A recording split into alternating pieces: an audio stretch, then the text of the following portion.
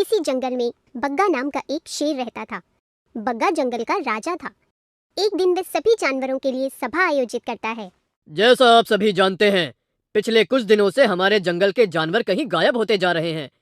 इसलिए मैंने यह सोचा है कि आज से हम सब मिलकर एक ही जगह रहेंगे, जिससे मुझे हर जानवर की खबर रहे। आपका सुझाव तो बहुत अच्छा है, लेकिन क्या सभी जानवर एक जगह रहने के लिए तैयार होंगे? आज के बाद सभी जानवर इस गुफा में रहेंगे, और अगर सभी एक गुफा के अंदर ठीक से नहीं रह पाते, तो आधे गुफा के अंदर रहेंगे और आधे गुफा के बाहर। यह मेरा अंतिम निर्णय है। शेर के ऐलान के बाद सभी जानवर एक साथ रहने लगते हैं। कुछ दिन शांति से बीत जाने के बाद एक रात अचानक खरगोश कहीं गायब हो जाता है। एक साथ रहने के बाद भी खरगोश गायब हो गया? मुझे तो लगता है जंगल में कोई भूत आ गया है। नहीं, मुझे तो लगता है कि जंगल में कोई शिकारी आ गया है। हमें जल्द ही इस मुसीबत का कोई समाधान निकालना होगा, नहीं तो कुछ दिनों के बाद जंगल में पेड़ पौधे ही नजर आएंगे। मेरे पास एक तरकीब है। क्यों ना हम सब मिलकर रोज रात गुफा के बाहर पहरेदारी करें? इसके बाद सभी जानवर हर रात एक एक करके गुफा के बाहर पहरा देने लगते हैं।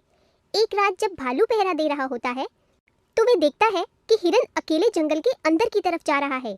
भालू चुपचाप हिरन का पीछा करने लगता है, लेकिन जंगल के अंदर पहुंचकर हिरन को नदी से पानी पीते देख वह वहां से वापस आने लगता है।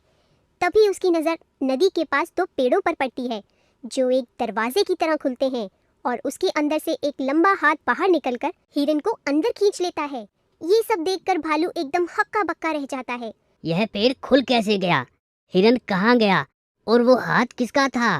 क्या जंगल में सच में कोई भूत आ गया है? भालू भागकर गुफा के पास वापस आता है और सभी जानवरों को उठाकर उन्हें सारी बात विस्तार से बताता है। भालू भाई, मुझे लगता है तुम्हारी नींद पूरी नहीं हुई है, इसलिए तुम्हें अजीब चीजें दिखाई दे रही हैं। मैंने सच में ये सब देखा है। ठीक है, जो तुमने देखा है अगर वह सच है तो हम सबको भी दिखाओ। भालू सभी को अपने साथ नदी के पास ले जाता है, लेकिन बहुत देर तक वहाँ खड़े रहने पर भी उन्हें कुछ नजर नहीं आता। कहाँ है तुम्हारा दरवाजा? इतनी देर से हम सभी यहाँ खड़े हैं। मैं तो खड़े खड़े थक गया हूँ। तुम उस पेड़ के खुलने का इंतजार करो, तब तक मैं थोड़ा पानी पी लेता हूँ। बंदर नदी से पानी पीने लगता है। तभी पेड़ के पीछे से रोशनी आती है और दोनों पेड़ दरवाजे की तरह खुल जाते हैं। ये सब देखकर जानवर एकदम हैरान रह जाते हैं। इतनी देर में वह लंबा हाथ बंदर को पेड़ के अंदर खींच लेता है, जिसके बाद बाकी सभी जानवर भी जल्दी से उसके पीछे दरवाजे के अंदर चले जाते हैं।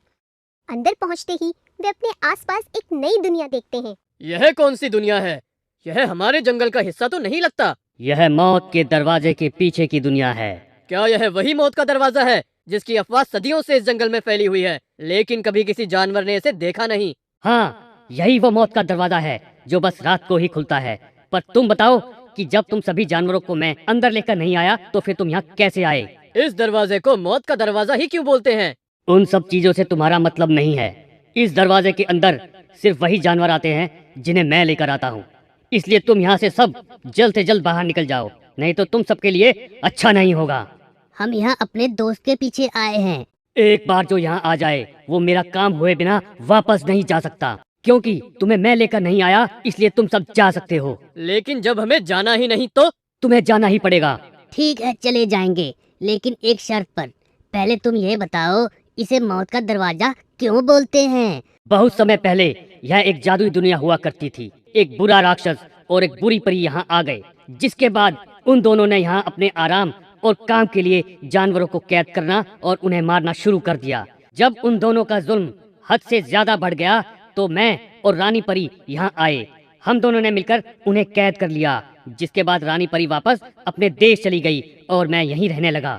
अगर वह राक्षस जानवरों को कैद करता था, तो तुम भी वही कर रहे हो। तुम देखना चाहते हो कि मैं जानवरों को कैद क्यों करता हूँ? तो मेरे पीछे पीछे आओ। यह सब यहाँ क्या हो रहा है? जंगल में जिस भी जानवर को चोट लगती है या कोई बीमारी होती है, तो मैं उसे यहाँ ले आता हूँ, जिससे उसका इलाज अच्छी तरह से हो पाए। साथ ही उसकी संगति के लिए रात में नदी पर पानी पीने आए जानवर को भी उठाकर यहीं ले आता हूँ, जिससे बीमार जानवर को यहाँ अकेला ना लगे। इसके बाद राक्षस को जब भी किसी जानवर की जरूरत होती, तो वे पेड़ का दरवाजा खोलकर उन्हें आवाज लगा लेता, जिससे वे खुशी खुशी अंदर जाते और दूसरे जानवरों की मदद करके बाहर आ जाते। इसी तरह सभी जानवर और राक्षस मिलजुल कर रहने लगते हैं।